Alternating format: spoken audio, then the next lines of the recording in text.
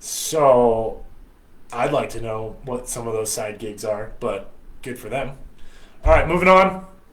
This is getting a little long. I got to be faster, but we got a lot of games to go through. I'm gonna skip this. I'm saving my boys for the last because that was an emotional game. One game. I skimmed over this one. I saw parts of the first half. I rewatched, watched, kind of read ATL Toronto.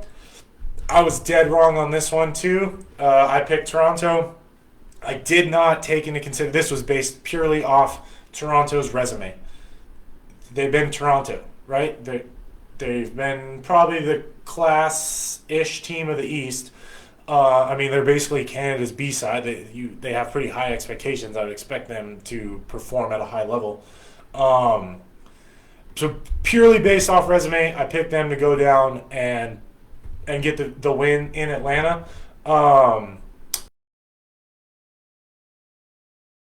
The teams that were a little more prepared to play defense outside of the first 15 minutes, because I don't think anyone was ready for game fitness, game physicality, and all that, right? Because how many times did we see in the first 15 minutes of games 2 to 3 tries scored, and everyone went, "Oh shit!" Right? I think plenty of cameras were picked up with, "Fuck." That's what's going through the player's head. If you guys are ever wondering, that's what they're going through when the second or third try is scored before minute 20. Fuck. And then everyone gets tired and the game kind of mellows out and finds its groove. Obviously, both teams similar in style, play, very structured, very disciplined, good coaching, and they kind of live and die by their structure. I heard a couple of the announcers talking about how Scotty's trying to get Atlanta to play a little more open, which would be good. I'm probably super biased. I don't know if Toronto's going to play open. They live and die by the structure and just just structure you to death until you get sloppy or make a mistake and they take advantage, which is a efficient style of rugby, and they win a lot of games doing it. So I'm not bad-mouthing it from the results. I think it's fucking boring and lame and not that fun to watch.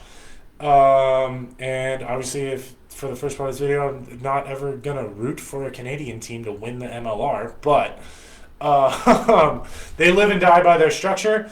And when their structure is good and that forward pack is rolling, I thought Atlanta fronted up on Toronto's forward pack phenomenally in that last 80 and then a couple of those goal line stands. But both teams, kind of tail of the tape of both teams, right? It was samesies kind of playing each other. And you just kind of saw where a little mistake or the meticulous kind of mistakes or positive things will lead to a score or get you that kick or the penalty, flip the field, do it again, flip the field, do it again, flip the field, right?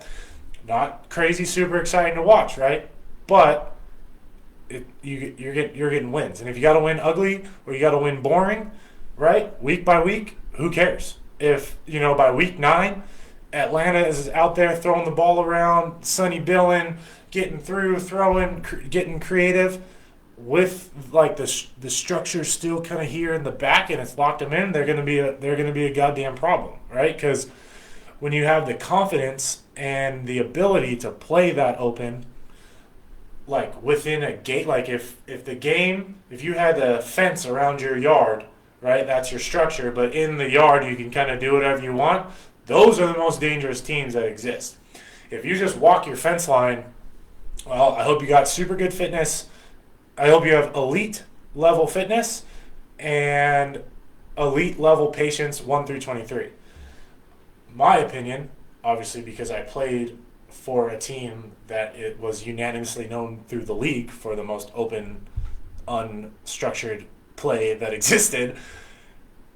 I think the best we played was obviously last year and now into this year, but I'm not talking about them. But, right, if your yard is your game plan and you have a fence and then everything inside that fence is go, go, go, but you don't jump out of your fence, those teams are unstoppable, right? When everyone believes in the fence and believes in the guys playing, unstoppable, all right? So I didn't take into consideration on this pick the kind of shit that Toronto's had to go through. I probably should have taken a little more thought into the difference of what the lockdown meant in Canada compared to us, some of the rules, uplifting everything to move to a different country. Like San Diego had to move to a different city. That's one thing. Now you're coming down to a different country. The logistics of that blows my mind, right? Like, you're talking just like, okay, can these guys even use their phones? Like, I know we have Wi-Fi and this and that, but okay, you can only use your phone in your hotel. So now how's your social life? Like, how's your social life, your family life? That kind of sucks. All right. What are you doing for their money, for cards, for this and that? Are they paying transactions depending on, right? I know there's a mild transaction fee between US and Canada purchases depending on what card, but like, that's a whole other thing. Like, that's something that I don't know if a lot of people are going to talk about or think about. They're like, oh my God, they had to move. And I was like, yeah, but there's a lot into the day-to-day of a human being living in another country, right? Last minute. Now, things can get fixed. You can get phone plans. You can get a card. You can get meal. Like, they can get this taken care of, but wasn't taken care of before this game. Like, have they been going through it? Who knows, right? I didn't take that into consideration or how much time they've had to practice. I just went off resume. Atlanta proved a point. You know, they are going to play like a Scott Lawrence team is going to play. They're going to play structured. They're going to play disciplined. They're not going to make stupid mistakes. They're probably going to clean up their defense. And I don't know what drills or whatever they're doing to kind of open up and exhilarate that attack. If they get that figured out, they're going to be a problem. And I should be doing this more. I'm going to look for it way more. I'm just, figuring out my time frame and schemes of watching every damn game. It's a lot, and it's different when you're just watching to kind of watch instead of when I was watching to dissect a team to beat them. So I kind of got to get back in that mindset. But shout out Ross Deacon, clutch freaking play at the goal line, get the penalty for the turnover to basically get the win. Ross is a freaking stud. I think players need to be highlighted more for doing stud shit. I like Ross. He's a good dude, awesome competitor to play against, freaking tough as nails, Irishman. And, there's a million other things that lead to game-winning plays. I fully get that, but fuck it, because someone had to make the play.